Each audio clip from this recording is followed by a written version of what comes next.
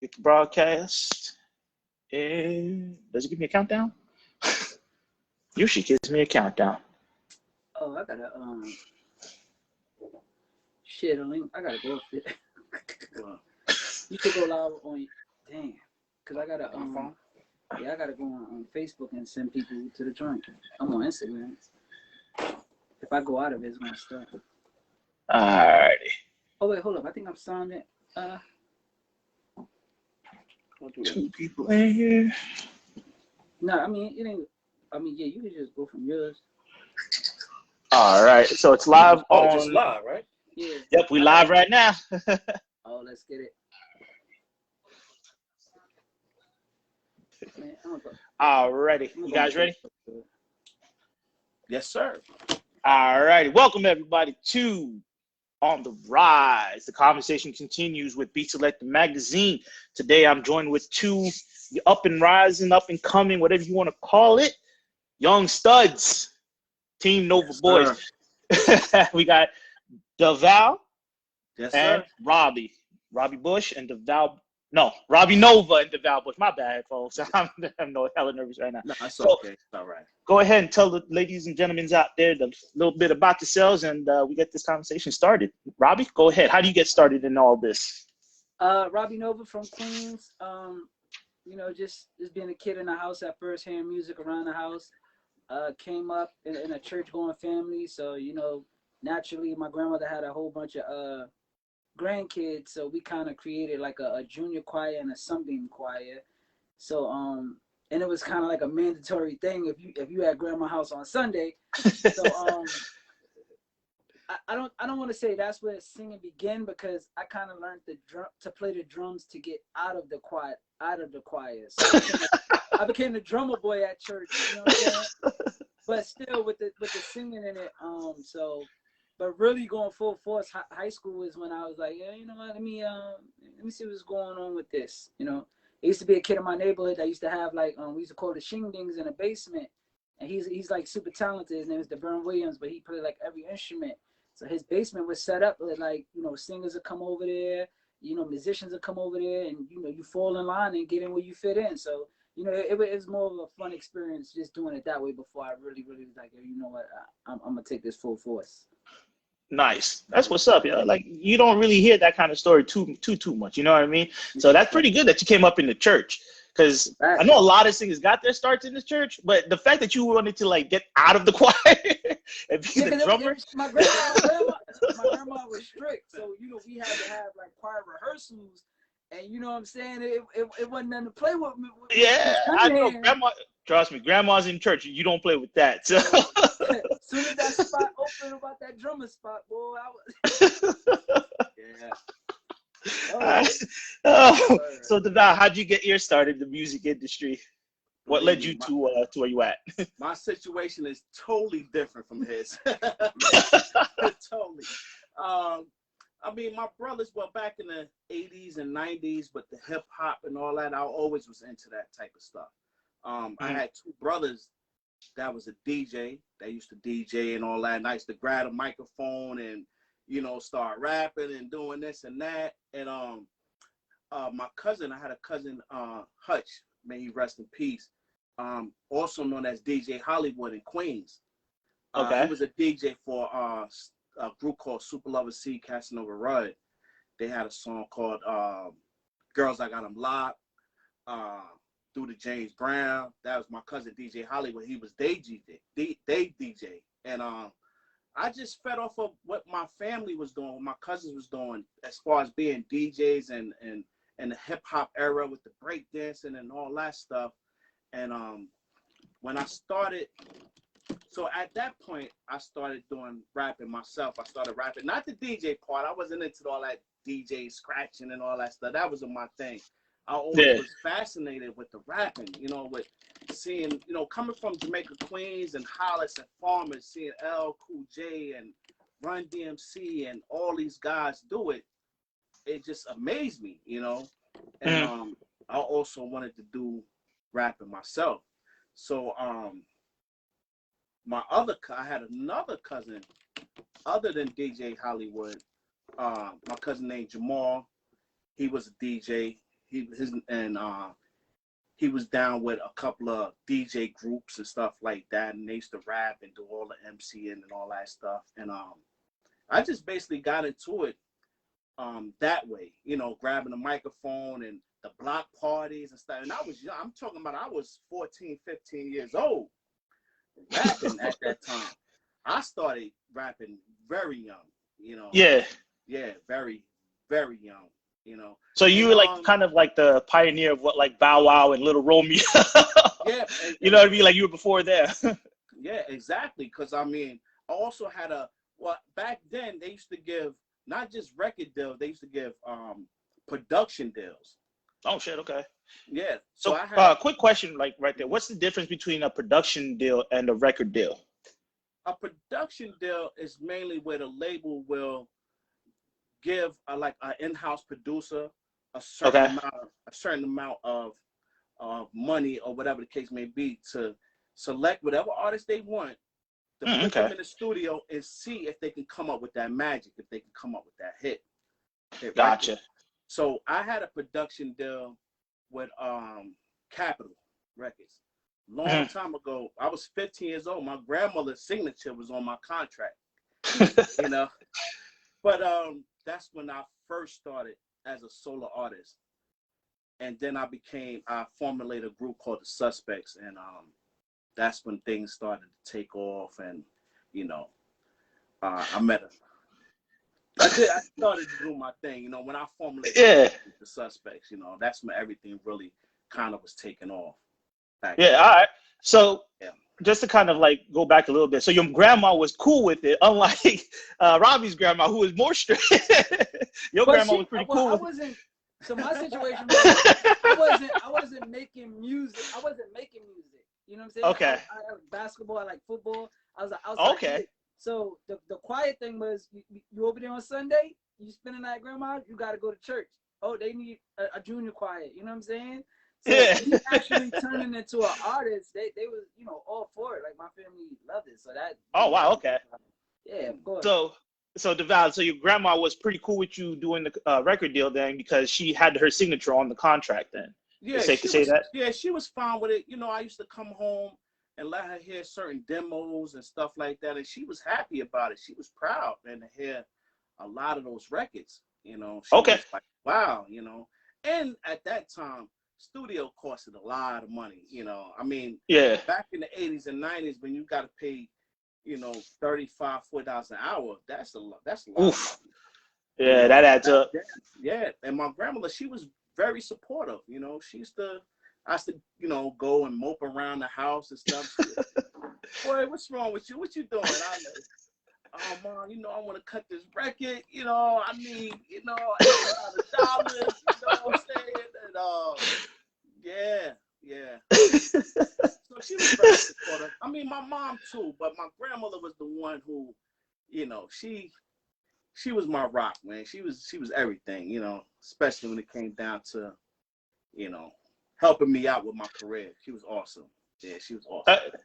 That's pretty dope, yo, because we all need that support from our family members because it's kind of difficult to find something that you're passionate about, right? And then devote the time to it. And then when you don't have that support, it's like, I don't know, it's like fighting opposite forces a little bit. You know what I mean? Like you're like, damn, I really want to do this, but they're not as supportive of it. So do I really continue to do this or do I not continue to do this? But you guys are fortunate enough to like have that support where it's like, all right, go see what you can do. And then, and you know what I mean? So apparently that notion kind of paved the path for you guys to come together. So what's the story of that? Like, how did you guys come together to become Team Nova?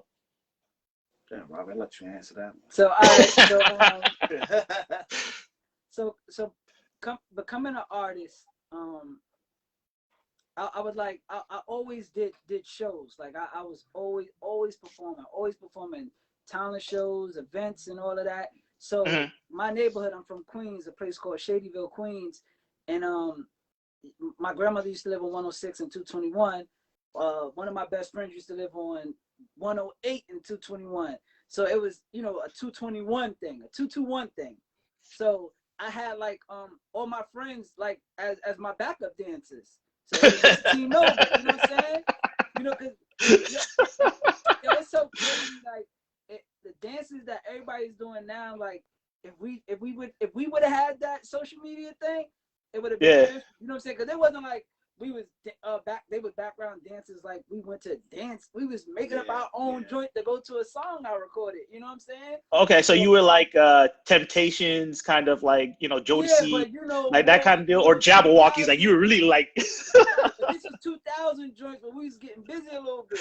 But we would incorporate that just to be, you know, cause we had a little swag or whatever. So, yeah, doing that and just building my name and my brand, you know, around the hood. That's where it locally starts. Somebody that I knew a mutual friend of his. So Tone Bird is the middle person of bringing us together. So I started working with Tone Bird as my manager. He grew up with Tone Bird. That was his man. So once Tone Bird embraced me, he brought me into his, you know what I'm saying, his sector of friends.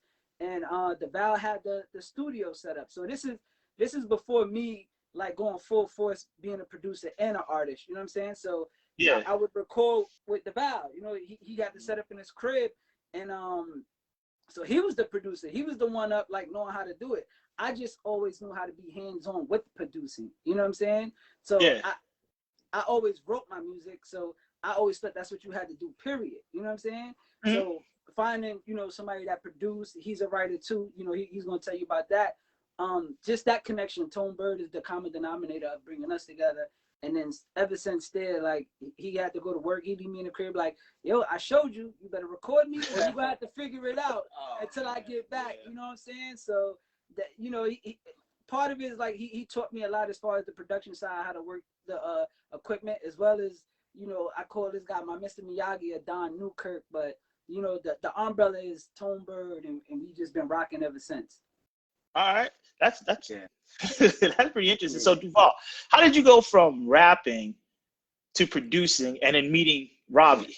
But see, like he just said, Don Newkirk, that was one of my influences when it came down to music, because man, this guy had a super awesome studio in Queens. And he was an artist that transformed into producing. Yeah, Don Newkirk, he was an artist that was signed to Def Jam.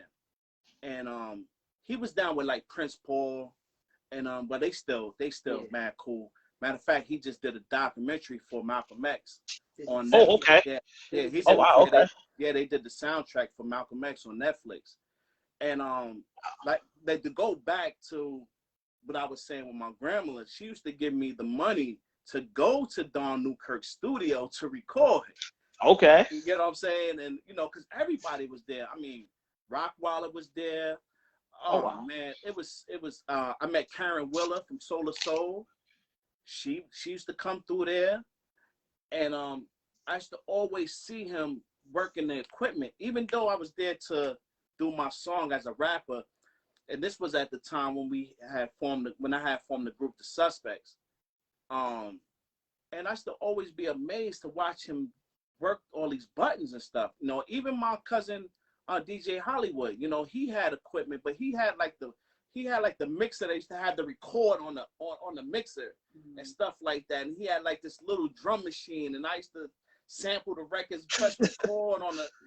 It was crazy. So those was basically my two influences when it came down to producing and being an engineer, was DJ Hollywood and Don Newkirk. And I always told Don Newkirk when I said, man, how much all this stuff costs? And he's like, man, I'm telling you, this is a lot of money if you want to get into this type of field. You know, if you want to get into this type of field, it's a lot of money. So I said, one day, Don, I'm telling you, I'm gonna give you a call when I'm ready to buy a studio. I want you to be the one, you know, to lead me down this path. Yeah. So it happened, you know, I came across a good amount of money. We don't have to go there with it, but I came across a good significant amount of money, and I called him one morning. He was asleep, and he said, I said, Don? He said, yeah. I said, it's Val. It's the Val. He said, yeah, what's going on? I said, I'm ready. He said, what you mean you're ready? I said, yo, I'm ready for the studio. I want to buy a studio. So he's like, what are you talking about? I said, how much money do I need? He said, maybe 15, 20,000. I said, Oh okay, wow, fine. okay. I said, okay, I'm gonna come pick you up in a half an hour. He said, do you have somebody with a truck? Sure. So that's how it all started. I came to pick Don Newkirk up. He took me to Manhattan. I had no clue of what I was doing, what I was getting into. Oh man, he bought everything. You know, I had the money and I was just ready and I was serious about this and I knew that this is what I wanted to do. I wanted to be a producer. You know, I wanted to be the guy behind the scenes, flipping those buttons and making people sound the way they sound, and I was just so influenced by it. And you know, even with the Mobb Deep, with Havoc being a producer and also an artist, you know, I was just fascinated with that. So that's what I wanted to do, and here I am to this day. You know, we the Team Nova boys now. You know, Yeah. yeah. So what was that moment then? Because like listening to you tell that story, it's just like I just saw the glow, right? It's like, man, this is what I wanted to do. What was that moment? And this is a question for both of you, is that you knew. Like, what was it specifically that was just like that lit that light bulb or sparked that fire inside? It was just like, yo, this is it. Like, what was it? Yeah, I'll let Robbie answer that question. I don't know. It was one of those things like, you know, it comes with like, you know, people saying, oh, you got a nice voice, but then it comes like You again, do got a nice voice, though. I ain't gonna lie. good looking. I always thought you had to write your own music, right? So Yeah. that alone, like being able to get melodies and words and make songs out of your head, like till today, that still drives me. That the things that's in your head, you could get out and put it to the world and people like it. You know what I'm saying? So Yeah, that creativity. The first song I ever wrote and recorded and people liked it, I was like, oh yeah, let's go. You know what I'm saying? Because they liked it, and again, it's just the thrill of being able to get ideas out your head and turn it into something. You know what I'm saying? So yeah, I feel you. That's the click for me. No turning back. Yeah, I mean, as far as what clicked for me to be a producer, I was always into music. I just love music, period. Ever since I was a kid. I mean, I used to do the break dance. I used to bring the cardboard out. Man, oh man, I just love that. Oh man, like the whole. I'm telling you, these kids are missing so much these days because hip hop music was so organic. You know, it's amazing. You know, now it's not so hands-on the way it is right now. Everybody's just looking for that dollar. It's not as it's not as natural as way it was back then, coming up in the 90s, you know, with hip hop, with the, you know, Salt and Pepper, LL Cool J, Run DMC, you know what I'm saying? It's just like people was loving the music, and that's how I am. I love the music, and if I make some money from it, then fine. If I don't, I still love the music. So so I'm not in it to, I just want to get in it and make $1 million.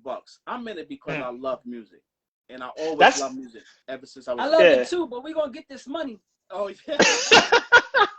You damn right. You gotta get paid for doing what you love. Get that right, but nah. That's the shoulders. But people like, yo, do it for the love. Yeah, for the love, we're gonna do the business too. So is that like the angel and the demon thing? Yeah, right. The angel and demon on the shoulder. Yeah. Okay, so that brought me to an interesting question, because as Daval was talking about, like the organic of it, and you know, just like the way that music was built, and then today's music, what's the biggest shift that you've seen in music today as compared to like the golden age of hip hop, you know, the 90s and possibly the 2000s? What's the biggest shift or the biggest difference that you've seen? Any and everybody can do it right now. Like, what do you mean? Like, you could go in your room right now, make a song, and if it go, it go. The difference, with so the instant gratification of it then, or the instantaneous. It's instant gratification. Even though it's watered down, like again, anybody could do it. Back in the days, you really had to prove that you was an artist. You were different. You didn't sound like anybody at all. You know what I'm saying? People A&Rs came and grabbed people like that. Now you just make a record. If it go, you out of here. You know what I'm saying? It's really no artist development. with it. You know, a lot of these artists are even no matter how you get it. If you get signed, you're gonna get jerked. You know what I'm saying? But Yeah. these artists are signing to get the quick cash, get jerked, but they don't understand it because they're giving out way more money than they probably did back in the days. You know what I'm saying? Yeah. Yeah. Back in the days, if you got signed because you really, really needed that money and that was your way out. You know what I'm saying? So every time you put out a record, it was for you to, that's how I'm going to live. That's how I'm going to feed my family and all that. Now it's like, yo, if I get a little TikTok popping, I'm Instagram famous. You know, however it goes. So I think that's like one of the biggest changes. Yeah, you really had to prove yourself to get a record deal or something like that. Because I remember when I got my first record deal with Red Ant, it wasn't through an A&R. I got signed directly through the VP of the label. And oh wow, okay. And when I stepped into the office as the suspects, that was me, Daval, my cousin O, Oda Dawn, and Giletti. And Ruben Rodriguez was the VP of Red Ant Records. And he was on the phone like, yo, let me hear what y'all got. But I'm thinking he's offending us because he on the phone. I jumped on the desk, you know. He on the phone like, oh man, hold up, let me call you back, you know. And he hung up the phone and he was like, man, you know what? Congratulations, y'all got a record deal. You know? Oh wow, okay. And that's what we had to go through. But now, to me, it seemed like it's not. It is easier. It's much easier because now you can shoot a video, you can do it all, right? And on the flip side, like it's not all bad because if you get your stuff going, like you own that. You know what I'm saying? You get to own your own masters. You get to be in control of how your situation going. Mm-hmm. You can be independent and really get stuff going for yourself as an artist now, as opposed like back in the days, people felt like they needed the label to be that big star, but you can be independent and get it popping now. So it's like it's good and bad. Like don't get it twisted. It just however you work it, you got to work it. You got to find your way in. And this proves it right here. He independent. Oh, go ahead and explain that to us. Go ahead and explain that to us. Independent, you know, independent, no major. Certified. Certified gold. What's the name of the record? You gotta tell the people the name of the record. She Belonged to the Game. That's like one of the biggest music accomplishment because that was an idea that I had in the studio as the hook idea for me singing it, and I'm just like, I don't know if I could. I knew it was an ill hook from the moment I made the hook and the chords to that song. I'm like, I knew it's ill, but I have to get it to somebody that's gonna get it bigger than where I could get it. You know what I'm saying? Yeah. So I produced it a different ways, R&B wise for me. So I had it in the studio for a while, and then one day, this one like Instagram was like 15 seconds. I was in my room and I'm like, I pulled out my keyboard and I'm like, I started playing that it changed us. Yeah, you might have fucked that girl. You might have said you, and I posted it, right? So I'm like, yo, tag an artist that need this hook, that'll sound fire in this hook. So I'm tagging artists. I got my best friend tagging artists, and my best friend hit me. He's like, yo, Troy Ave would kill that, and I'm like, all right, bet, tag them, and sure enough, Troy Ave heard that little snippet of that video and DM me and was like, yo, could you take that down? I want that.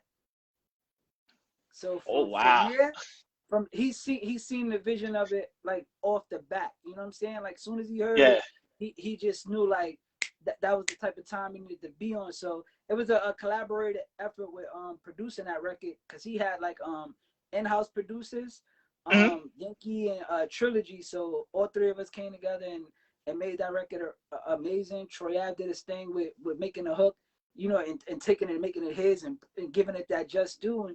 And you know, that's how this came about. And then now from that record, you know, it's been a respect level with being able to send him ideas. He's sending us ideas. And now like Teen Nova Boys are kind of like his in-house producers now. So it's just amazing. But yeah, Robbie really brought it home for the team. You knocked it out the park on that one. Oh, definitely. I ain't gonna lie. Just after that, we've done so many, you know, records together. You know what I'm saying? where like creatively he got that respect for me where I can send him an idea and if it clicks with him, we all in. You know what I'm saying? So it got to a point like, you know, we had the equipment and I'm like, it ain't really got to go through too many people to keep producing these records. You know what I'm saying? Yeah. And I could bring my dog in and we could start producing the records. You know what I'm saying? So that's just where we at now. So we still learning and getting better. And so essentially, go ahead. Oh, I was going to say, essentially, you just cut out the middleman, and then you kind of implemented yourself in there with Troy Ave. Not cutting out the middleman. Okay. He had his in-house producers. Whatever their situation is, why it's not like that. That's not my business. I just got a good working relationship. I got a good working relationship. My relationship's always been with Troy Ave. So whoever he got the beat or, you know what I'm saying, that's out of my hands when it comes. My relationship is with him. My working. I got you. So you know, I'm just stirring the pot a little bit. You know, I'm telling you, the best thing with being with an artist who also owns his own label and who's independent. He puts out what he wants to put out. Yeah. Okay. Because he's his own boss, you know. So when we send him a record, if he loves the record, he's gonna record it and he's gonna put it out. Okay. And that's the difference with sometimes when we work with certain artists that don't have that type of energy, you know, into a project. We really shy away from, you know, because if we put our hands on something, we serious about it. You know, so we want an artist to be just that serious. You know, gotcha. Like how we are when we lock in the studio and we have to do a project for somebody, we're gonna make sure that we give it all that we have, you know, the best. The best. You know, and dealing with somebody like Troy Ave, you know, like I said again, if he loves something and he's so passionate about it, he's gonna put it out, he's gonna do a video for it, he's gonna put his promotion behind it. So that's why we like working with, you know, somebody like Troy Ave, you know. And like I said, me coming in, you know, Robbie having that tight relationship with Troy Ave, it basically just all works out, you know, in our best interest, you know.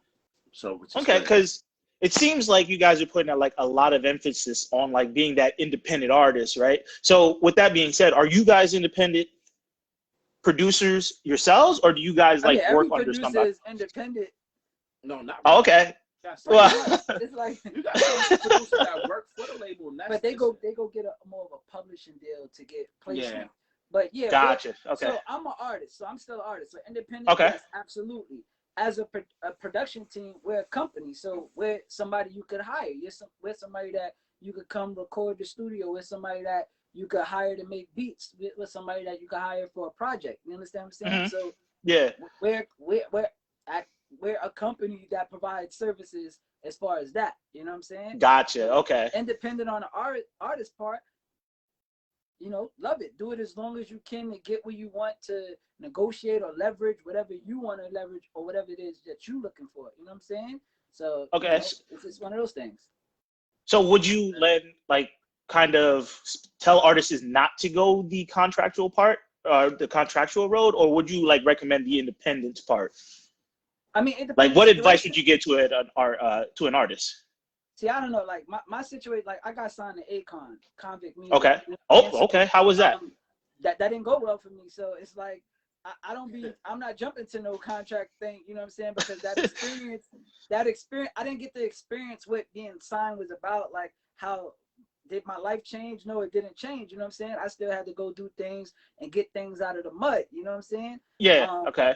So you still had to do your dirt and due diligence before you can move forward with your they had career. In-house things going on with that situation. So like for me, you know, I'm always gonna be like, well, I don't know. I need to know exactly what's going to happen. You know what I'm saying? So I feel you. But I can't tell nobody not to go get signed or you know, do it yourself. It's your work ethic, your connection, where you think you can get your music. It's that type of situation. You gotta do what work for you. You know what I'm saying? So, yeah. Like even though I'd be like, yo, we want to get paid for everything, I'm not starving to go sign away $1 million because we write and produce music, and I don't sit right with me letting somebody else own that. You know what I'm saying? and they eat off that for the rest of my life, especially if you got kids. You know what I'm saying? So that's my take on it. Like I get like the Little Nas X, like he had a hit record, the Old Town Road, right? Mm-hmm. It was bubbling before he got signed, but when he got signed, now they kind of own the record. You know what I'm saying? So, Yeah, so because I think Kanye right now. Sorry for cutting you off, but I think Kanye right now is still in like a contractual battle with his record label, trying to get the masters and the originals to. Yeah. That should be a pretty penny to try to buy back. You know what I'm saying? So if I did something like if I got a hit record going by itself, if I was to sign to a label, I wouldn't give them the hit record that got you noticing me. Like we could do something after that, but it's not gonna be the one record that you know what I'm saying. I can't pick that up, so.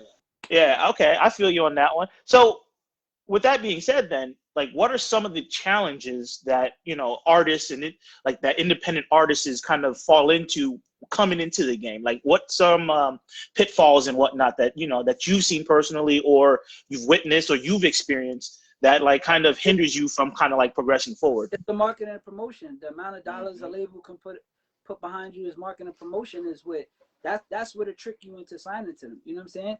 It's so hard, and then it's like I'm learning things that I'm finding out like are cheat codes that the labels do to make their artists go crazy. But it's just it comes down to having that money to put behind you to do it, and that's like where the label could put you in places and have you places that independently you can't be sometimes.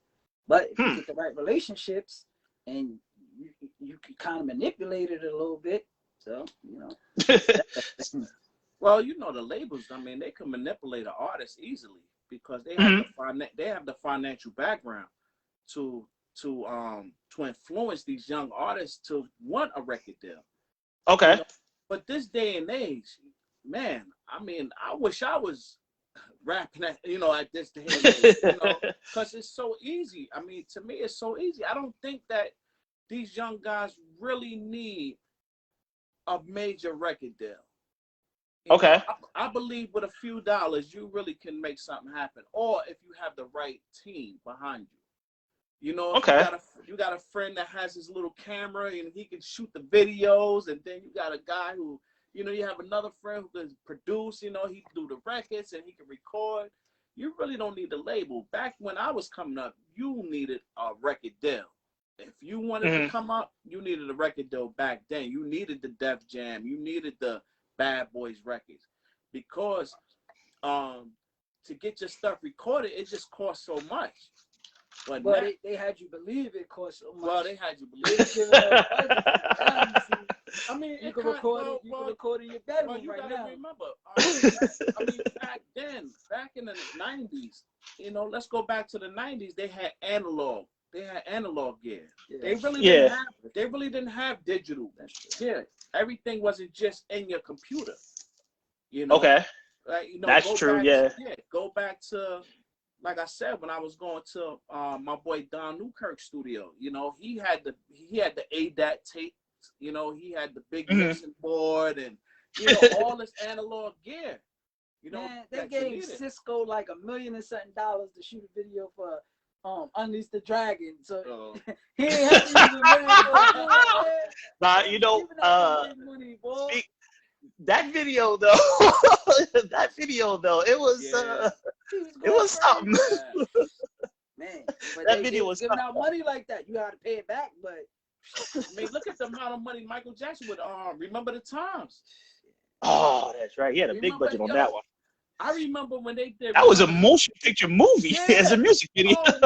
Oh man, my family, we sat down in front of that TV screen and waited for a music video. It was something else when that came out. That's true. Yeah, they had Magic Johnson in there, and man, it was Eddie Murphy. It was man, but I mean, this day and age, everything your computer is a studio now. Yep. Yep. So it seems like with the back in the days, they gave you the big budgets and whatnot, and like you saying that you were sitting on the couch waiting for that Michael Jackson video to come out because it was like a motion pictures video, right? Yeah. What do you say nowadays is like the impact on music? Do you think people have that anticipation now for an album or a record or single or anything? Do you think like the computer kind of really shifted the dynamic of the music industry? In a way, it did.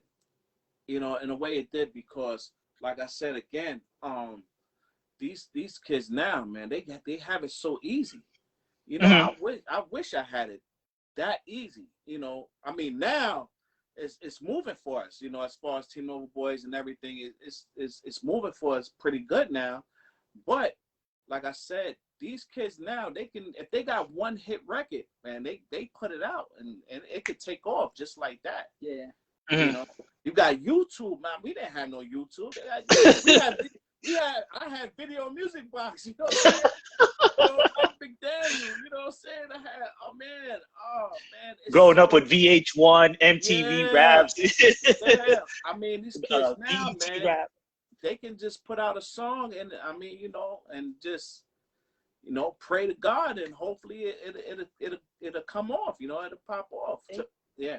And it's one of the things, like back then, like you wanted to be, you didn't want to sound like nobody. You might have looked up to somebody, influenced you, but you always wanted to be better than them, like make bigger records than them in your own way. Now, the way the game is, it's a wave ride.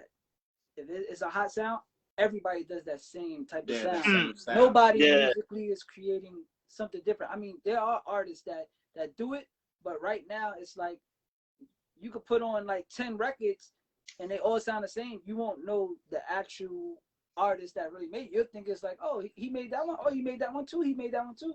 Mine is 10 different artists, but they all kind of sound the same. Yeah.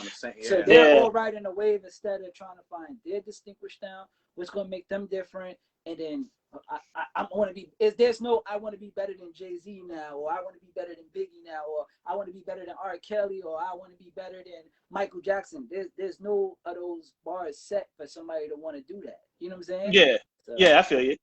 Yeah, it kind of sad, to be honest with you, because now it's like you turn on the radio, every song sounds the same. Even the pop songs starting to blend together, and the country music songs starting to blend together. Rock is even, I hate to say it, but rock is even starting to, kind of blend together a little bit. So I don't know if it's like lack of DJs or whatever, but how important would you say the DJ is in making music?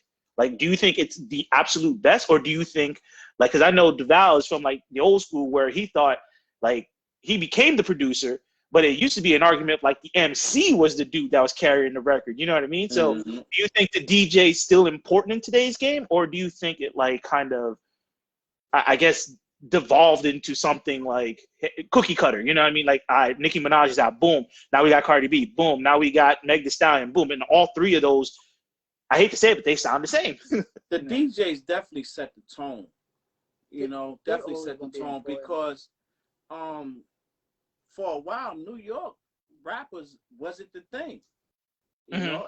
You had to be from Atlanta or, down south somewhere. And these DJs don't know that they hold a lot of importance, when it comes down to rap music, R&B music. Hot 97, I mean, they playlist is you might as well live in Atlanta, when you hear all this music. You really don't hear it's different now. It's like the DJs are important and they're always going to be important, right? But there used to be a time when DJ took a chance to break a record. Now DJs are playing everything that's hot because they all trying to keep their job and they're all trying to be relevant. You know what I'm saying? Yeah. DJs are making records now. DJs got artists under them now. You know what I'm saying? So that time where they had the power, like, yo, I need this DJ to play my record. Now they're kind of in our world where they need a DJ to play their record. You know what I'm saying? So if a DJ got an artist or a DJ got to follow the script, it's really hard to get broken through a DJ now. You know what I'm saying? Even though you want to get played by an ill DJ, because that's one of the greatest feelings ever. But on the flip side is a lot of them are just, trying to stay afloat. So they got to play what's hot. I don't know no DJ right now that's taking chance breaking artists like full blown. Yeah, I don't know. You got a point there. I don't know. Like, I know Drewski does his independent thing, cause that's his part of his show. but I don't know a DJ that's like, yo, this kid is heating up. I don't know where he's from, but this is it.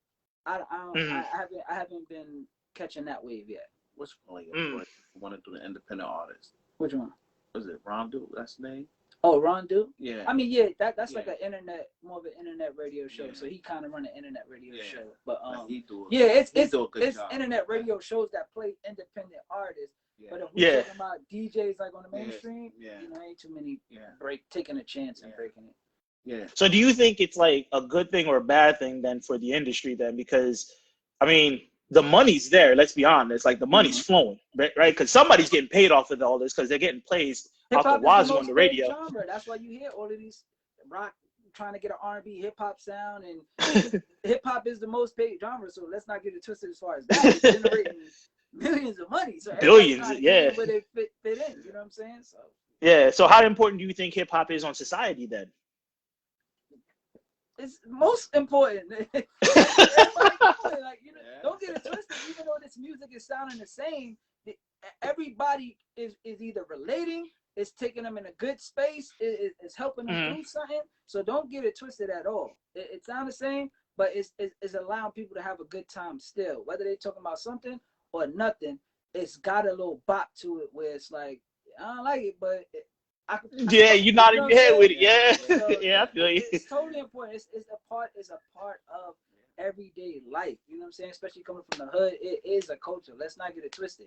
You know, older people gonna feel like is disrespected somewhat, but then, you know, I know they sit back and be like, damn, this shit came from, it started here and evolved to this. You know what I'm saying? So that's where they're gonna give the credit. Like, at least this shit is still going. Sure, you know can what I'm watch saying? a Walt Disney movie now and they have hip hop in it, you know? So hip hop always been, it climbed to a peak that I never thought that it'd be, but it's definitely here, and it's gonna be here for a long time. Yeah, because on a personal note, I know for me, growing up, my mom never liked hip hop, right? She was very, very, my mom is very strict, very like traditional, right? She didn't like hip hop. I'm Haitian, so my mom thought like hip hop was for like, it's not boulé, right? So my mom thought like Haitian music was for vagabonds, right? Or not Haitian music, rap music was for vagabonds, yeah. So that means like thugs or, you know, not good people in, you know, in translation. But she never liked it. Now I talk to my mom and like she's bobbing her head to some of these songs out here. I'm just like, Ma, really? I'm like, Ma, really? Yeah. I used to catch ass whoopings. It's got these melodies that are like, hip hop now is R&B. Like, it's around it. I don't care what nobody say. These rappers are singing on these records and they coming up with dope melodies. So it's more the melodies with the hip hop twist they got on it. You know what I'm saying? Yeah. So that's the one thing you cannot. But it's R&B. It's no way to get around it. It's R&B with this melodic stuff that's going on. Yeah, it's a lot of melodic hooks and things like verses and all that. Yeah. Okay, so speaking of R&B, if I'm gonna go to Robbie, because my man, you got a nice voice, and I'm not trying to like blow smoke up your ass, but you do. I was listening to appreciate it, man. What was the song off the album Knew I Was a Star, right? Knew I Was a Star. Do It. Yeah, it's a very good album. I was listening to that and I was jamming, but that Do It song, bro, that was that for me. Yeah, Do It. Oh man, that was a good one. And I just wanted to know, like, since you're an R&B singer and you like your song and your album had that classic R&B feel to it, like where like it took me back to high school, bro. Like I was sitting in the car driving, I'm listening to the song, like, damn, yo, I remember I used to like try to hit on this girl and this dude is singing about, you know, trying to hit on this girl. I'm like, yo, bro, okay. It's like, yeah, ain't no problem. It's like, do you think that R&B has shifted for the better or shifted for the worse? Because listening to your song, I'm thinking R&B is still here.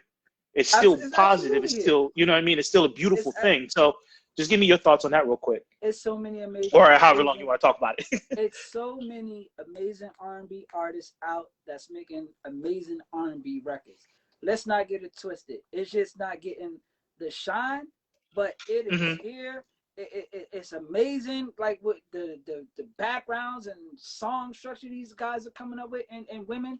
So it's here. You know what I'm saying? Just Mhm. hip hop is having its the light shining over it, but it's definitely here. You know what I'm saying? Like Bruno Mars is one of the dopest out right now to really do it. You know what I'm saying? Like Chris Brown still does his thing. You know, he go back and forth with it because he's from that era where he's able to play both sides. But yeah, it's Yeah.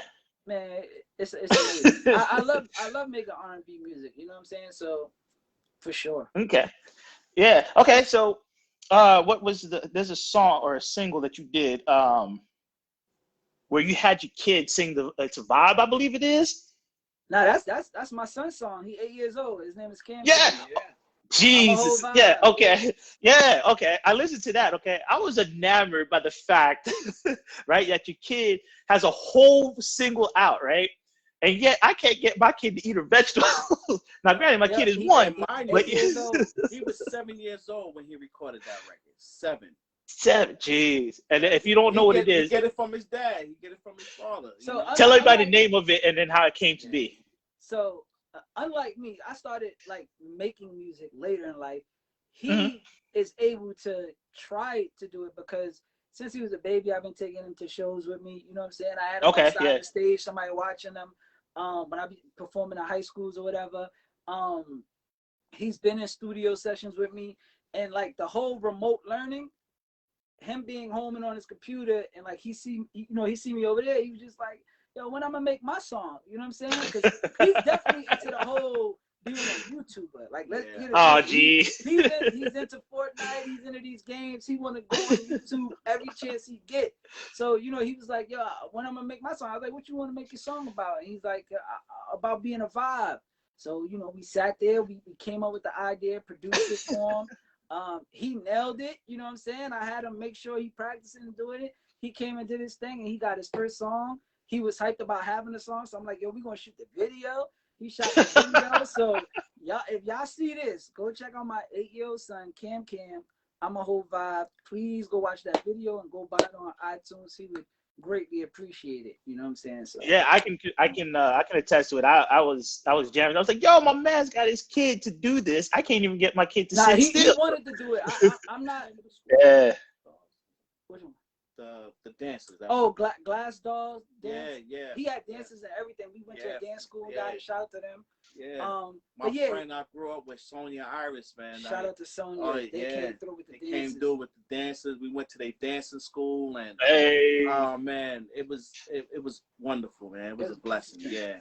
But again, it ain't like I'm like, yo, boy, come do this music. He wanted to do it, so every time he want to do it, that's when we gonna go in and do it. I'm not forcing him or trying to put it on him. His personality is just like that.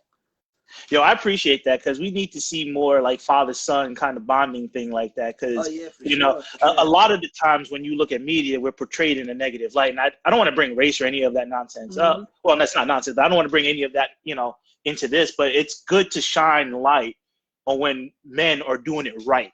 You know what I mean? Absolutely. So I definitely wanted to shine a spotlight on that before this, interview was over because to me, that was like, damn. All right, another brother is doing this. Like, okay, we got brothers out here being a dad. His son is in this music video. I don't know how he got it. I'm still stuck on that. I'm sorry, but you know what I mean? Yo, it's a positive thing. That's his very first song that he did, and he nailed that song. He nailed it. Yeah. So I really appreciate it because I was looking up your song catalog and I saw it. I was like, wait, what? My man's over here killing it. Yeah. All right. So with you guys being in the industry and you guys, I'm assuming, have met a lot of artists in your lifetime and on your journey, like, I'm gonna let y'all flex a little bit. I'm gonna let y'all, talk about what artists, what artists you worked with, and I want to know who your favorite one is. Also, who is the most difficult to work with, and just kind of like, not if you want to, you can. If it's all right. Well, I mean, I'm gonna let Daval go first. Yeah. As far as me coming up, and like I said, in the '90s and the early 2000s, with my group, the Suspects, we did our first song with, a celebrity everybody know, 50 Cent and Tony Yayo, with a song we did called Real real ninjas, niggas. You know, I don't really want to, you know what I'm saying? But Yeah, you can go ahead and say we what you did gotta that say. song, and tell you the truth, what's so crazy about that song is that that's the first song that Tony Yayo ever rapped on with 50 Cent. Oh, whoa, wait. Are you serious? Like when that was the very first song? That's the very first song that Tony Yayo rapped on the same record with 50 Cent was our record. You know, the Oh Suspects wow, featuring 50 Cent and Tony Yayo. Yeah. And wow. so what happened You with heard it that here, song, folks. You heard it here first, folks. yeah, a lot of people don't know that, but that's because Tony Yayo told me that himself. He was like, man, he said, yo, this is the first song that I've done with 50. Wow. And you know, and he's here with you guys doing a feature, you know, because we was pretty hot in Queens, you know, Suspects. I mean, man, we was doing pretty good, you know, and everybody was hearing about the Suspects from Queens, and you know, it was a mutual friend between 50 and the Suspects. His name is Light. He's a bar. He's also 50 Cent's barber and close friend. And Light, well, we call him Light the barber. He the one that really closed that gap. Was like, yo, Suspects, man, they really doing their thing. 50, what's up, man? You need to do a song with them. And he came through. He came to the studio, and we chat for a little bit what we wanted the song to be about. And he asked us too. He was like, yo, because Tony Ayo was like, you know, just chilling on the couch or whatever, you know, how Tony Ayo do. And he was like, yo, you mind if my man get on the record? I was like, yeah, sure. It was Tony Yayo, you know what I'm saying? So, man, we did the record and everything. And like I said, at the time, we were signed to Red Ant, and Red Ant didn't really know what record that they wanted to put out from us. You know? They didn't know what was the single. And like, once again, we was the type of group where we didn't really need the label to really connect with certain artists that was out there. You know, because when you come from Queens, you support Queens artists. You know what I'm saying? Facts. That's just how it was. And like I said, 50 Cent knew we was from Queens, Tony Yayo. I also did a song with Black Child, Ty Murder. You know, that was the Ja Rule Boys, you know what I'm saying? And yeah. You know, the Ja Rule before the whole thing, beef, yeah. Yeah, before that thing, you know what I'm saying? And I mean, it was a wonderful experience, you know, and that record didn't come out through the label, you know, because some other things, because at that time 50 Cent was called to go to California to meet up with Dr. Dre, the Dr. Dre and Eminem. So when it was time for us to release the record, now we between these labels, and you know, that didn't happen, you know, as far as that record. But it's out now. Yeah.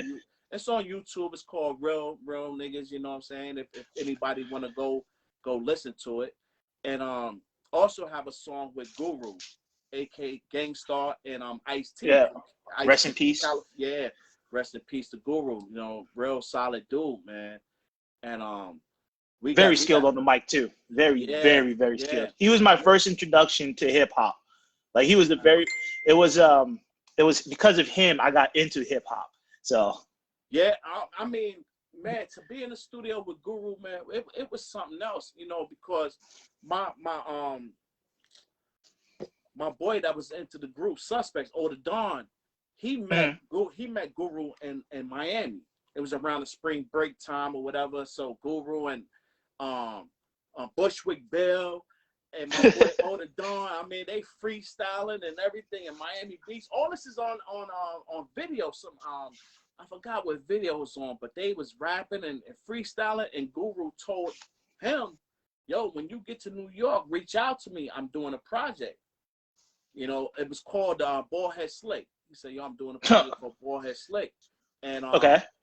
I tell you the truth, I went to the studio with my cousin Oda Dawn for him to record his verse. Yeah. And we started freestyling, and I came into play where I just jumped in and started rapping. And Guru was like, hold up, you got too? Like, you know, he was like, yo, I want that verse. And tell you the truth, that's the same verse that I have on the record with 50 Cent and Tony Yayo. But So you recycled a little bit.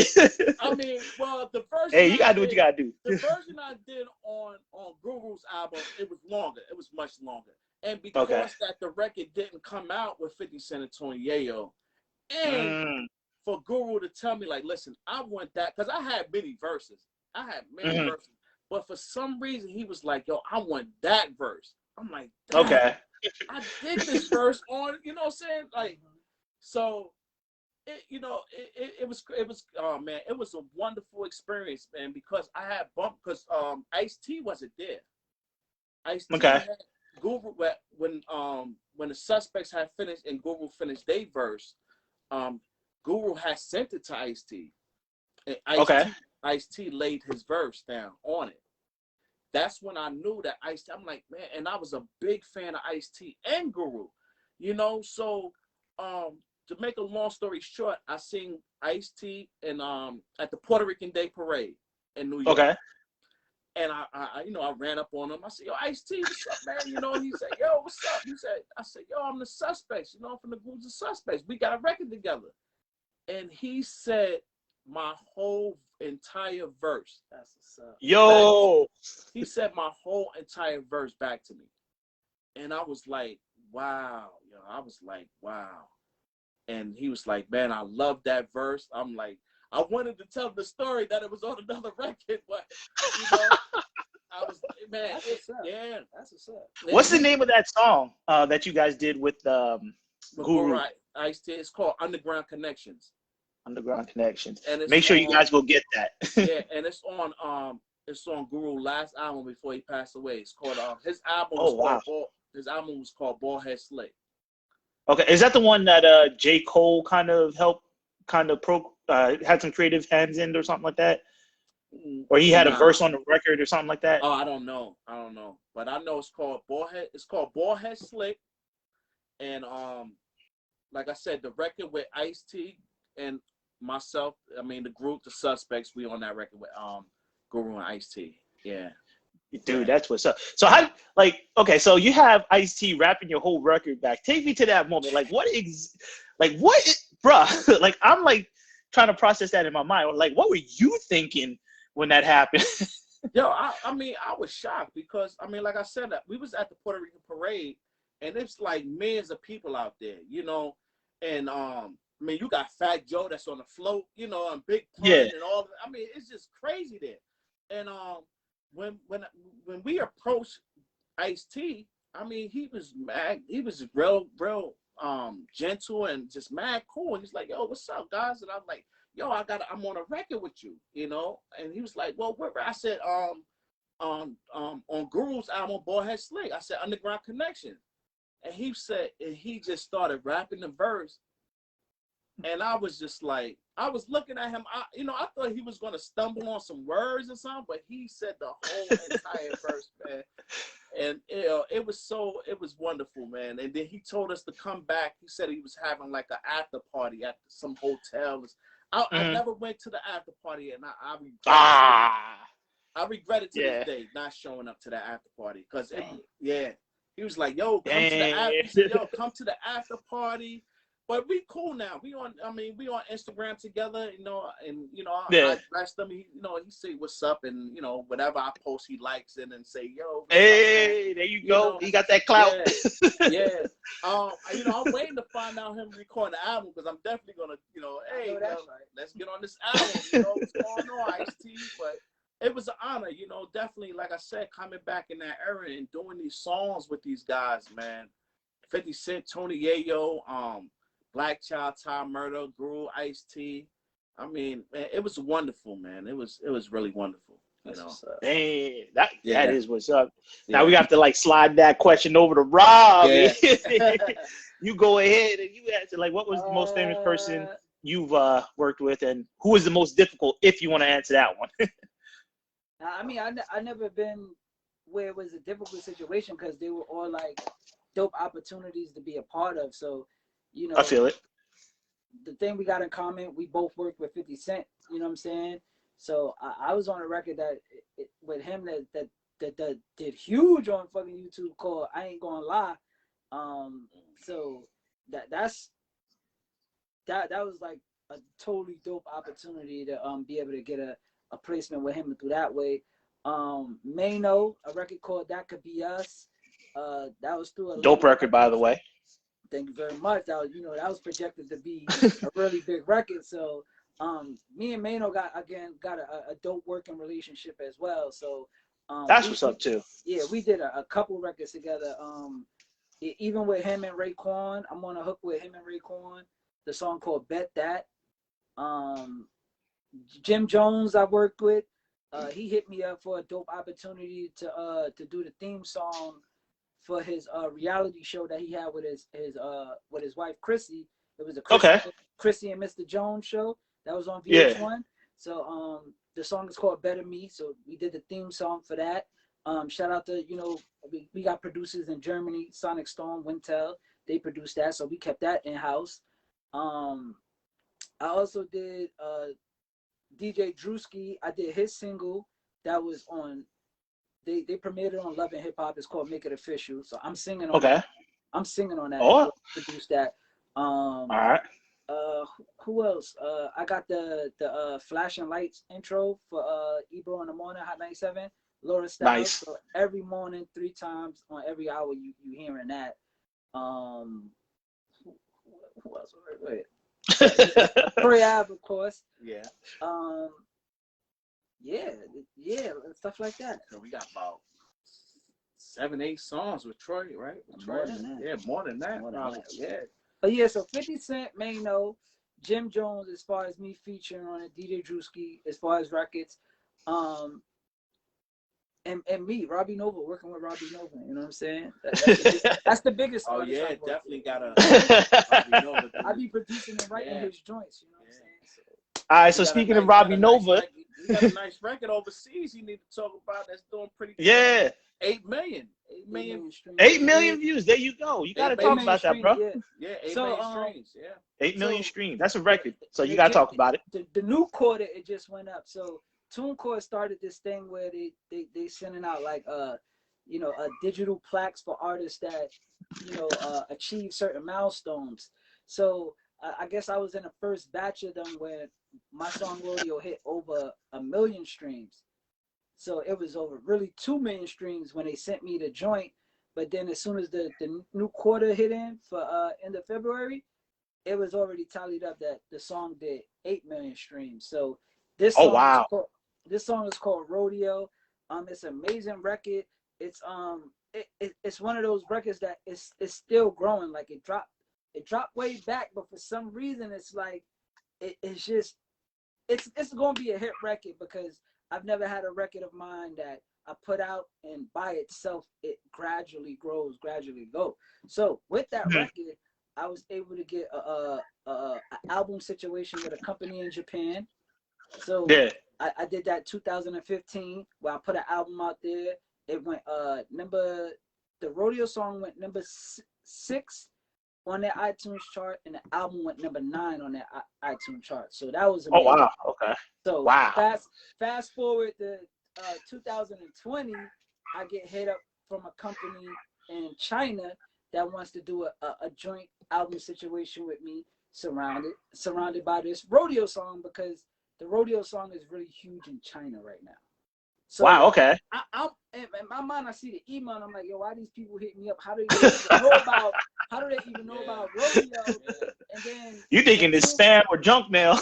Right. So when TuneCore sends this thing out, like if you're a TuneCore artist, you can check where your songs are doing huge, where they're doing the best at, what market, whatever. Yeah. And China is doing huge. So I'm like, oh, they must see something over there that my song is doing crazy. So now I'm working on an album. I'm doing an exclusive album with China, but the same album I'm releasing here. But I just can't release it under my distribution to China because I'm doing a situation with them. So because of the Rodeo song is doing so amazing, we got a plaque on the way for over 8 million streams. TuneCore certified. It's a gold plaque. I'm naming the album Rodeo, the album, and I'm gonna really allow this song to get the push that it needs, as well as all of this new music surrounding it. So it's a video out. It's out already, but it's gonna be like a re-campaign and re-release it. Yeah, it's just one of those records. I guess it's like my little upcoming hit record because it won't let me live. This guy's like the Beatles in China. You know, he's like. Oh wow. Okay. Yeah. Hey. Yeah, it's Hey, a tour you guys option start. too. It's like I know the single. I know that the record they're doing great out there. So however they do their promotion to really package it right, you know, it's a tour option to go, and it's gonna be good to be able to go do that. So I'm really looking forward to that. Yeah. Yo, that is what's up, yo. Yeah. So since you guys got like dope records and everything coming out, is there anything brand new coming? Like with both of you together? Yeah, like we producing the whole album, the rodeo album. Oh, okay, when is that coming out then? Like it, or is it already out? No, it's not out yet. This Okay. The song Rodeo is out. Rodeo. Okay. So I'm naming the album Rodeo. The album. Okay. You know what I'm saying? All right. Clarify. You All right. gotta do that spin. You know what I'm saying? So, the dope producer is on that. I mean, it's with him with that rodeo song. Yeah, absolutely. Sonic Song. Yeah. Like I said, he from Germany. He's from Germany. And he you know, we snatched him up. He Team Nova Boys too. So, you know, shout out. We got a Team Nova Boys in Germany. You know, so we out there. We everywhere. You know, we trying to be everywhere. So that project is all us. You know what I'm saying? Shout out to Quab Lab. He got a joint on there. So we kind of keep everything in house, and then people that you know that we mess with, we bring aboard. So that we're working on a dope female artist named Sha Star. We're executive producing her album. G the Mover, he a rapper. He out in Indiana. We working with him. So and then we got a bunch of people coming to the studio that you know working their situation out to be able to get stuff from us too. So and then we got a whole bunch of Troy Ave records like in the stash nobody heard that's really huge records. You know what I'm saying? So you know whenever they come out, we got another record with Mano about to come out. That's an amazing record that's gonna be for him for the ladies. My song. We got a record in the stash with. So it's just when these people release it and it's the right situation for them, it's all good. You know what I'm saying? And the best thing about you know us is like we're producers. I'm the artist, so I'm able to release music whenever. So you're always gonna get a Team Nova Boys production, no matter what. If it's from nobody else, it's gonna be a Team Nova Boys production. And we got his son Cam, and we got his son Cam. 8 years old. So you know he got a lot of music that's gonna be under his belt too. 8 years old, man. So So that's what it is. All right. We have to build in the brand stage right now. You know what I'm saying? Like I said, he was an artist, and now he's the producer. That's his dream to be the greatest. You know what I'm saying? So I'm just here to make sure that you know what I'm saying. I could assist what he needs to be the great, and he assists what I need to be the great as an artist. You know what I'm saying? So all right, I feel it. I feel it. And we get along so well. I mean, the chemistry that we have together it's amazing, man. It's amazing. Sometimes you know he'll play the keys and then he'd be like, yo, do the drums. All right, bet. You know, and then the song is done. And then he might get on the mic and do the hook. And all right, what artist we gonna send this to? Mano, we gonna send it to Trey. Who we gonna send this to? Right. You know, that's how we do it. And it's good that, you know, we have these relationships with these artists to where and to tell you the truth, I mean the doors pretty much opened up for us when she belonged to the game, went gold. It really opened the doors for what we got going on for right now. You know what I'm saying? Because I feel you. It's a certified hit record under our belt that nobody could take away. It's a certified hit record, you know what I'm saying?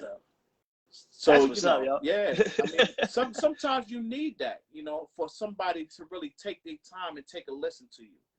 You know, you got a lot of these producers that's out here, you know, and it's hard. It's a little bit hard for them, you know, until they really pave the way for themselves, you know, do some records and you know, and get some, you know, a nice little catalog going, you know. So it's kind of, it's a little bit not that easy, but it is kind of, you know, when you say, yo, we got a record for you, man, take a listen to it, you know, Daval and Robbie Nova here, you know what I'm saying? So, you know, they might take a time out and really listen to it and, you know. Yo, and I'm tripping. Are we still on the flex? Because I forgot that I performed. Yeah, we still on the flex. I performed on 106 in Park as the artist spotlight. Oh, which was ill when 106 in Park, and you know I can't never forget that. I performed on BT Music Matters tour when they had that. That was ill. And Summer Jam Summer Jam with Mano was that was the biggest show that I've been on with 65,000 people. I forgot we did That Could Be Us, Summer Jam. I'm wildin'. Beanie Man's my friend. I went on tour with Beanie Man. I got a record with Beanie Man called Put It On Me. I'm wildin'. Hey. And I just realized it just clicked a couple of days ago. I'm a Billboard charting artist. With number 21. That Could Be Us. So it's a lot of this stuff I'm bringing up now, but I never bring up because I'm always looking like, what's the next thing to get me solidified and as an artist. So, but now I'm starting to be like, hold up, man, let me go back and I did some things I could be proud of. So, but you got a catalog out there, brother, and it's awesome. Still working. Yeah, we still trying to get. You know what I'm saying? We ready to work, man. So, you know, it's just good that we have that experience. You know, we have that experience. I mean, we still learning. I mean, we can go. I mean, we so confident. I mean, we can go to the studio with anybody with nothing and come out with a smash. You know, like, yo, just give us. All right. You know, what are you looking for? And then we'll go and Robbie will play it, I'll play it, whatever it is. We gonna make sure we get it done. And the thing is, like, the cheat code is he's a rapper. I'm an R&B singer. So you're going to get, like, the hard drums, if the beat pattern. And then, like I said, the way music is, a lot of these guys are doing the melody things, and it's like, a lot of our productions have come with hook ideas already. You know what I'm saying? So it's like the kind of G code. All you gotta do is lay a verse. If you really come down to it, all you're doing is laying a verse. And that's what a lot of producers too really need to do, because sometimes you can hear a beat it's okay, you know. But once you put that hook on it, then the eyes start to open. Like, wow, the vision is there. Yeah. You know. So that's what's good, because sometimes when we do beats or production, and he do the hook, now when he does the hook, now you can see the vision of where this beat can go. You know. Yeah. So sometimes when you got a beat maker and he just hands the artist the beat, it could be the most awesome beat, but sometimes an artist be like, man, I don't know what to do to it. Or in the reverse, sometimes you get a beat that you as a producer like, I don't know, you know, it's not, but then an artist will get on it and take it to the next level too. You know what I'm saying? So it works. It's the creative. That's it. It's like it's a symbiotic relationship that you have to kind of like foster and make it grow and all of that stuff. So with that being said, then, because what I want to do right now is put that chemistry to test. All right. I want to put that chemistry to test. So if you guys don't mind, would you mind giving us a little bit of a little live sample? Like, it don't have to be long. I want a little taste. I just want a little sneak. You know what I mean? I want a little taste. And then while we're doing all that, like, can you give us a heads up on like what equipment you're using, the brands and everything like that, so that way like other inspiring producers can kind of like copy or, you know, cop some of the stuff you guys got. I mean, well, yes. Now that things went digital, I mean, we can do the digital part of it, like the FL Studio and the MPC Live or whatever the case may be. But I still work with analog gear also. Okay. I have the MPC 5000. I have that's the drum machine. We have the Kronos keyboard, massive keyboard. This keyboard is phenomenal. Still have like the Triton rack, the Proteus 2000. What else? The Motif rack. Yeah. But the computer we have is souped up with everything. Omnisphere, Nexus, Silent. Man, just tons of gigabytes and terabytes of drums, and you know what I'm saying, we have the works here. You know, we can do it all here. So I'm gonna turn the camera around so you can see the equipment and everything, and we're gonna do something live for you. All right, I appreciate it. The fans would definitely appreciate it. Oh, here we go. Uh-oh, I see the Dr. Dre. You can take the charger if you want. Well, let's put this up. Hold up.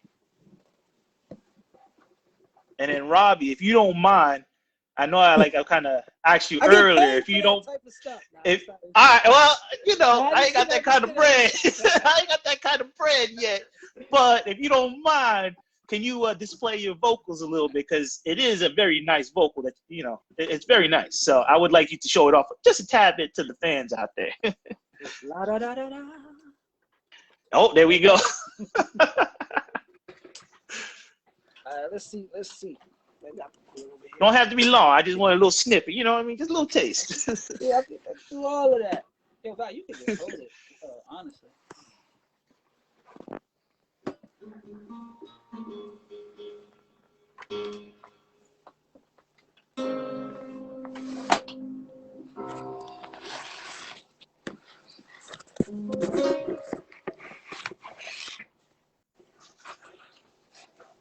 So that's a MPC 5000.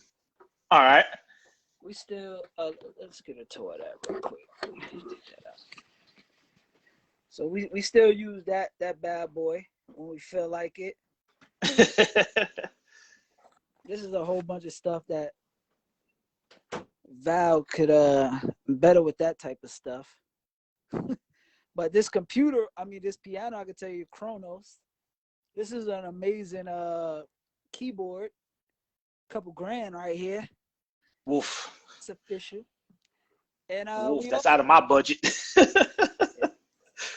So we pretty make beats everywhere. Like Val's like a Fruity Loop guy. Okay.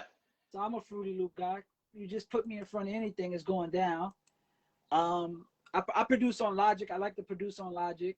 Well, I like to produce on Pro Tools, but I got Logic, and I produce on Logic. Now I'm producing on Fruity Loops, and we got an extra monitor to say that. That's always motivating right there. Heck yeah, I'm digging it. Keyboard right there. Akai stuff is always dope to have. That's a must.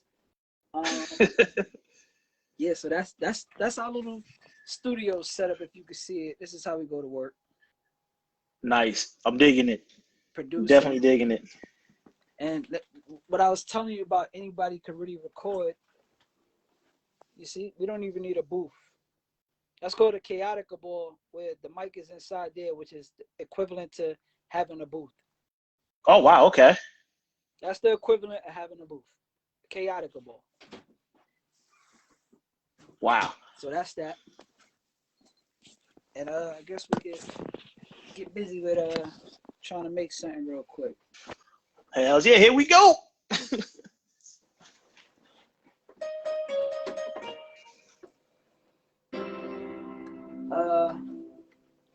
I'm trying to figure out what Can you see the kick? Can you see everything? Nah, it's kind of up. It's like that. Yeah, that's dope. So, like, a lot of times we'll just, like, take turns. Like, sometimes Val will be on a piano and come up with something, or I'll be up with a piano, and he'll finish it off. So, we'll just start. Let's see what this is.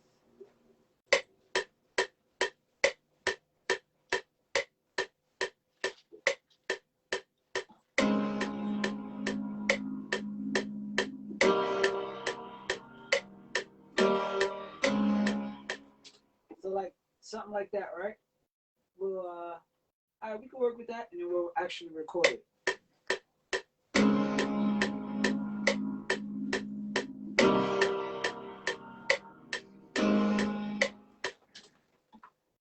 Right?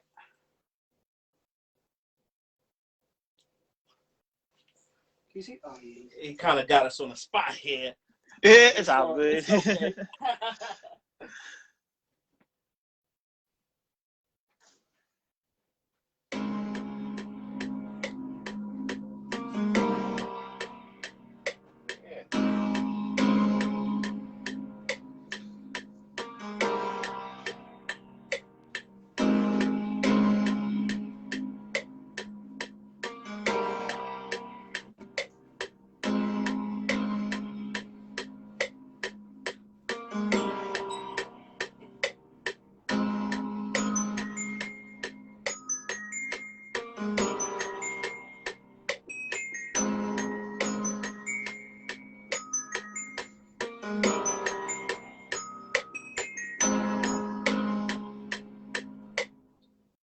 Right? So we'll do something like that, right?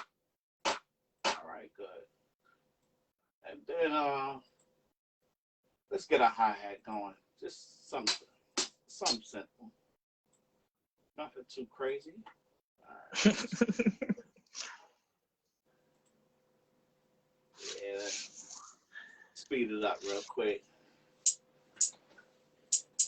All right.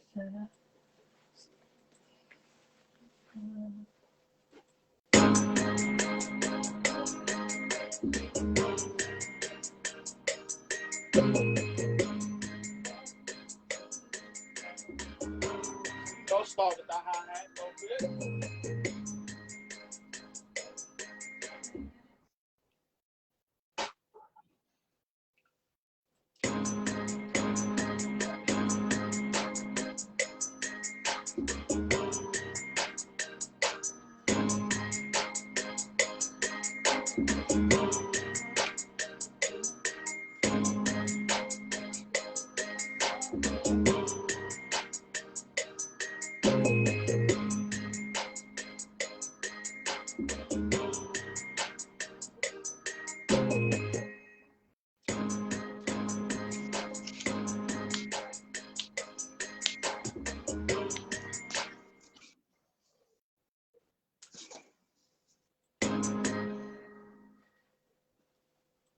Can you hear it pretty good? Yeah, yeah, You hear it? Okay. yeah. All right. I hear it crystal clear. All right. All right, so we're gonna get these drums. Let me level this speed off a little bit so you can hear everything.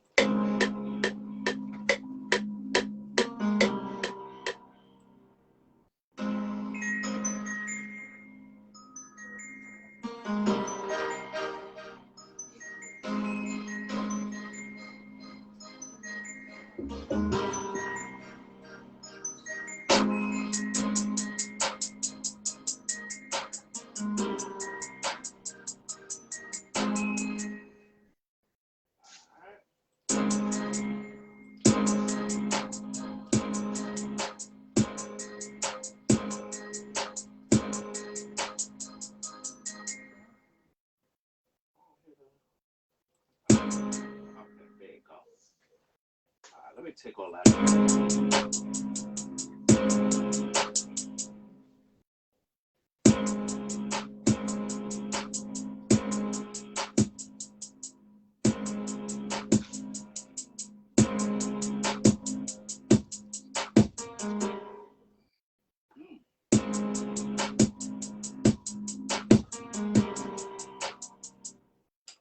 Boom, boom, boom.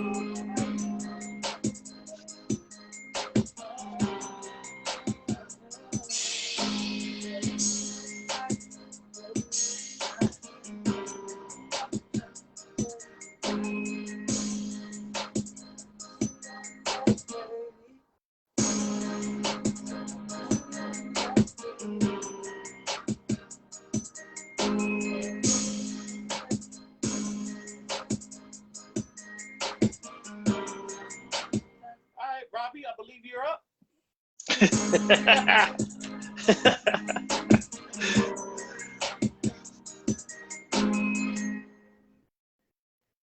So that's a beat right there. Right on. That's a beat. So.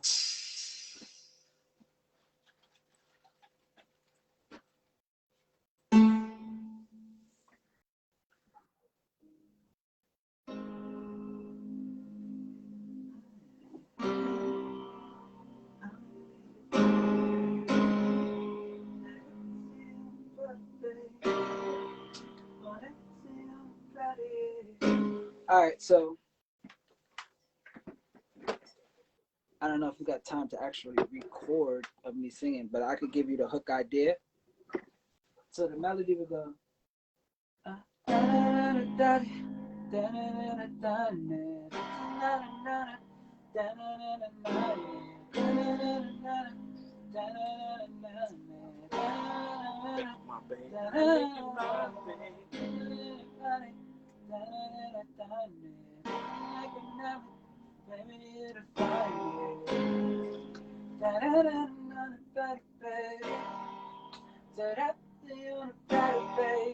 So that'd be like the melody, right? So Yeah. the words would be I'm all on your body, baby, you the finest.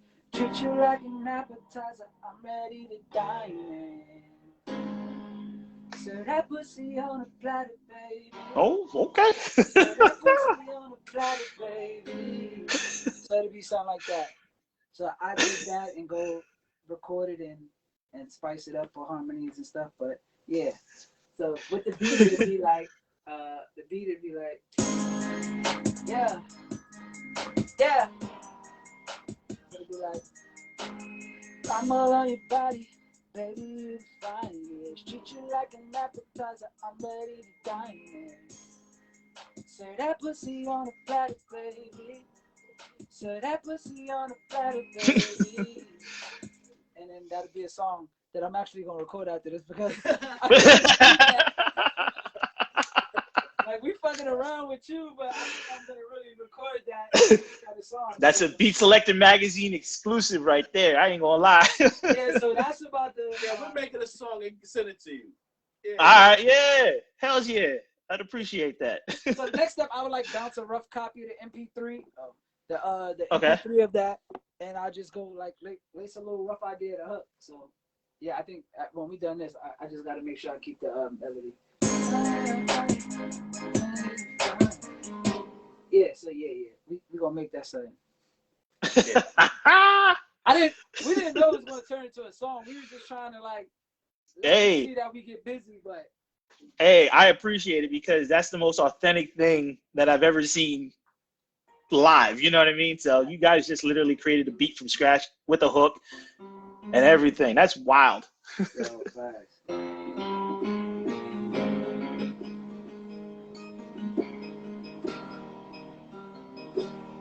Turns into a jam session. I love it. Yeah, that's it right there, Robbie. That's it.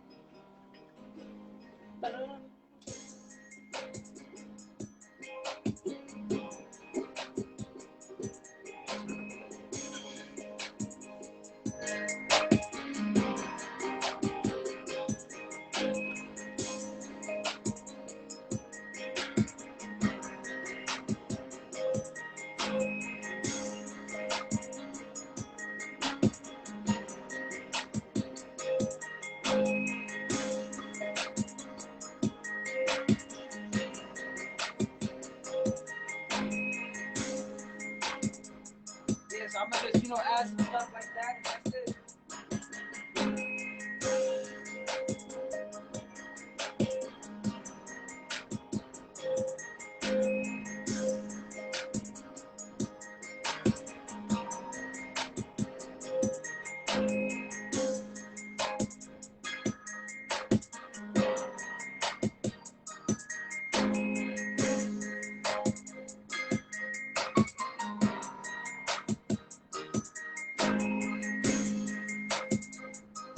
Yeah, that hook is crazy too.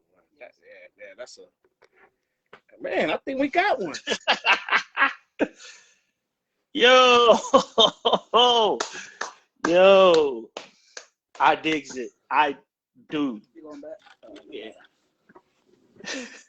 Yeah, I think we got one. Right? Oh, That. you still there? You still there? Yeah, I'm still here. There we go. Sorry about that. Nah, we good. That just makes it more authentic for me. Yeah, that was dope.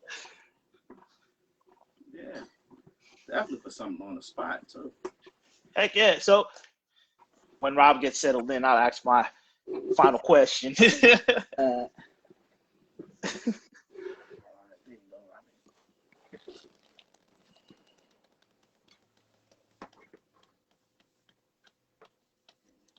Pretty good. All right. Yeah, that's good. We back. Yeah. Yo, I really appreciate you guys doing that on the spot for a brother, because that was fire, as the young generation would say. That was heat. Thank you. Fire emoji, many of them. You know what I mean? Yeah. So, like, what goes behind that creative thinking process? Like, I saw you guys like dip into a zone. Like, what goes behind that? You know what I mean? Like, what is your brain telling you to go when you like make something like that? Again, it's like, music is definitely a feeling. You know what I'm saying? So it's the feeling. Yeah. Again, it's always gonna go back to like how do you hear something in your head and able to bring it to life and then turn it into something? You know what I'm saying? So I'm Yeah. always thrilled that I'm able to turn something into something. You know what I'm saying? Like just being able to sit at the keys, like it could be so simple, but to be able to structure the song and bring it to life, that's the ultimate, like, the thing for me. Just bringing it to life. Yeah. Yeah.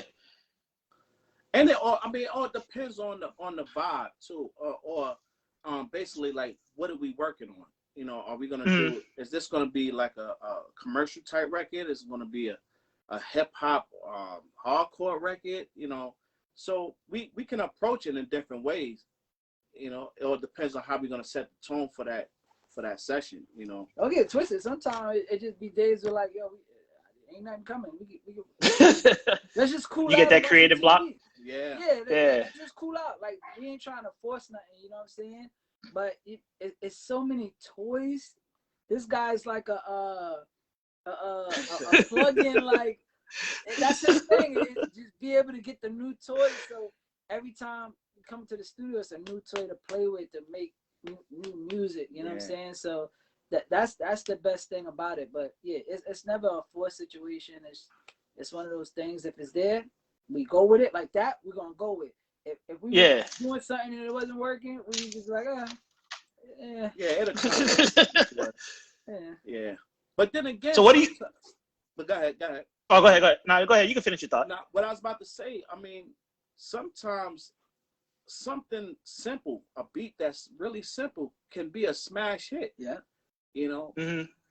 When somebody put their words to it and the hook and everything, man, it can just take off just like that. So that's why sometimes when I'm making a beat, even if I'm not really feeling it, I save it. I save it because it might not be what I want it to be, but believe me, somebody out there can make it a hit. That's true. Nice. Okay. So my final question is like, and this is a group collective effort. Either you can answer. Actually, I want both of you to answer this. Where do you see Team Nova Boys going right now? Like, what is? I guess the question is, what's the epitome of success for you guys? We want to be the team that people come into to get this whole body of work from. You know what I'm saying? Because we offer so much, like, with the beat, the ideas, you know what I'm saying, with singers, to be able to help them with backgrounds, to help them with writing, you know what I'm saying, artists, again, you getting the hook already, you know what I'm saying? So we want to be the, what is it, the next Neptunes, the next Terry Jam and Lewis, like the Dr. Dre, you know what I'm saying? Yeah. We want to be the guys and queens that people like, yo, we got to go get one from them. You know what I'm saying? Gotcha. We want to be so that, like, we're not really with the chasing to people to work with. You know what I'm saying? We want people to be like, yo, we like what y'all got going over there, and we could use some of that. Let's get it going. You know what I'm saying? Because at the end of the day, again, we are artists, production team. You know what I'm saying? So we still trying to get Robbie Nova, and then we got Candy. So we still doing that too. But we got something over here that we definitely want the rest of the world and other artists to be a part of too. You know what I mean? You definitely got something going on. And we don't have one particular sound. Like, absolutely not. We're just hip hop producers. No, we can do it. We try to do it all. I mean, we can give you a ballad, a slow ballad if you want. We can give you an up-tempo R&B song if that's what you want. We can go as far as if you want a hardcore hip hop song. So what makes our production just that much better is because we were. I was an artist. He's still an artist. So by me coming from the hip hop era and the hardcore hip hop that I was doing, I know how to approach if Jada Kiss want a record of Styles P or something like that. I could fill in that lane. And then, if it's a song to where they want a melody type going on, then I Robbie, here you go. What's going on? He go lay that up. So we can fill in all these gaps because we have the experience, through the years. We had the experience through the years that, it's definitely, and it's a perfect combination. Me and Robbie, it's a perfect combination, and we like brothers, Yeah, I'm definitely seeing the. He's awesome, man. This guy right here.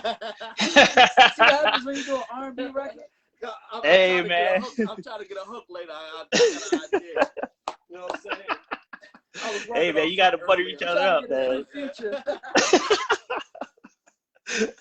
But nah, you definitely can see the chemistry. You can definitely see the authenticity in your guys' work. I mean, hell, the beat you just laid on me, I was just like sitting here, I'm just like, wow.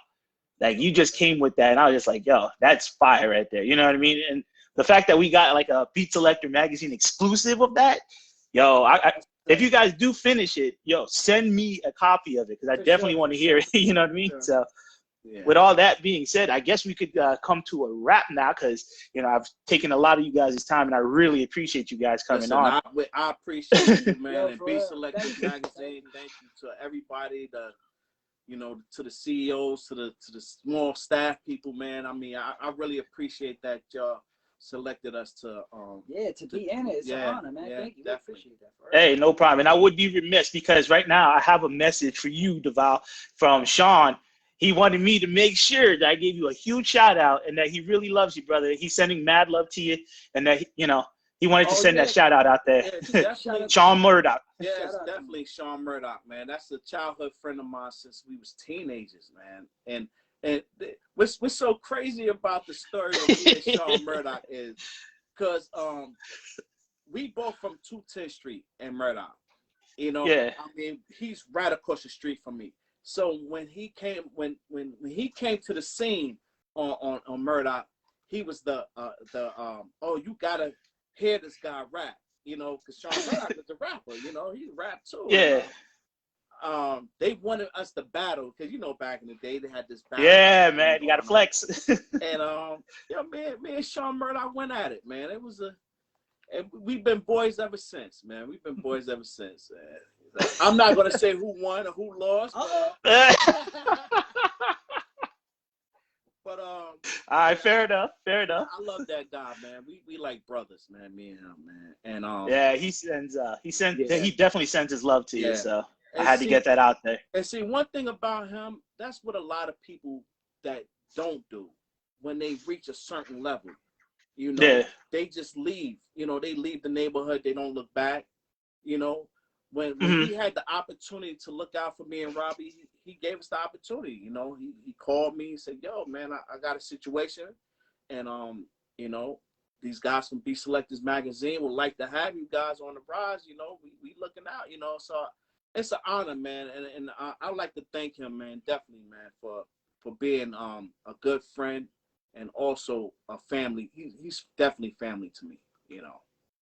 Yeah, I feel that definitely. Hey, anybody else got any shout outs they want to send out there as well? Hell no, we ain't I'm just kidding. Now, shout out to everybody watching. Shout out to everybody that's supporting. Shout out to people that's watching and they don't really know how to help us or to show that love. It's all good. You know what I'm saying? It's going to come a point in time where, you're going to feel like, you know what? they doing their thing and they show love. So we here. We winning people over one fan, one person at a time. We patient. We know how this game go. You know what I'm saying? Look out for the new album, executive produced by Team Nova Boys. It's called Rodeo, the album. That's the Robbie Nova album. More stuff from Troy Ave, more stuff from the amazing artists that come here and record here. So, you know, just follow the journey at Team Nova Boys on Instagram. And, you know what I'm saying? Shout out to everybody that's listening and that's been showing support. And shout out to the team because we about to get these TuneCore plaques. So, that's what's up. Yeah, definitely. And I just want to throw three shout outs out there. I want to shout out to Joseph Wenzel for giving me the opportunity to interview you guys. I want to give a shout out to Sean Murdoch for setting up this interview. Yeah. And I also want to give a shout out to my girlfriend, Crystal Rucker, because you got to give the shout out to the girlfriend. Yes, I did, because without her, man, she pushed me to come out of my comfort zone. So I gotta send some love out there to my girl. So love you, boo. Yeah. Nah. You know, shout out to my wife. I think I better do something right now since you know. I love you. Oh, I put y'all on the spot. Gotta put us on the spot. Oh, I put y'all on the spot. Oh my God. I love it. I love it. On a serious note, yo, if y'all got kids, if y'all watching, y'all got kids, please go check out my son Cam. I'm a whole vibe song. Let your kids get a whiff of that. Let them dance, learn to dance, and all that. Check out that. So yeah, that definitely would do. Yeah, definitely go out there. Yeah. So I really thank you guys from the bottom of my heart for coming on and doing this. I've had a blast. I was nervous as hell to start this. I mean, I started up a little rocky. I ain't gonna lie. I kind of flubbed some words, but you know, it was a smooth interview. I had so much fun, and I really appreciate you guys for joining me. Yeah, thank you. You did a great job. Yeah, definitely. Hey, thanks a lot, brothers. I really appreciate y'all. Yeah. So definitely send me that damn song, all right? Because I'm looking out for it. I'm gonna be looking in my inbox. Let's keep in touch. Definitely, let's keep in touch. Definitely. I appreciate you guys. I really appreciate you guys. So I'm Vladimir Jean-Philippe. These are Team Nova Boys. Check out their albums. Be on the lookout for their albums. Oh, before we leave, shout out your socials real quick so that they can hit you up. All right. My Instagram is Daval Music. Daval _music. DAVAL_MUZIK. And we also have a Instagram, Team Nova Boys. At Team Nova Boys, TEAMNOVABOYZ. And my joint is it's that Robbie Nova. Facebook, Instagram is the same thing. Again, Team Nova Boys is the page to follow for your production and all business. You know what I'm saying? We handle there. And stay tuned at itsthatrobbienova.com for the new album. So, you know, stuff like that. Appreciate you guys. For Beat Selector Magazine, I'm Vladimir Jean-Philippe. Much love to y'all. Thanks for coming on. Peace. Thanks, brother. Thanks. Thanks. Appreciate you.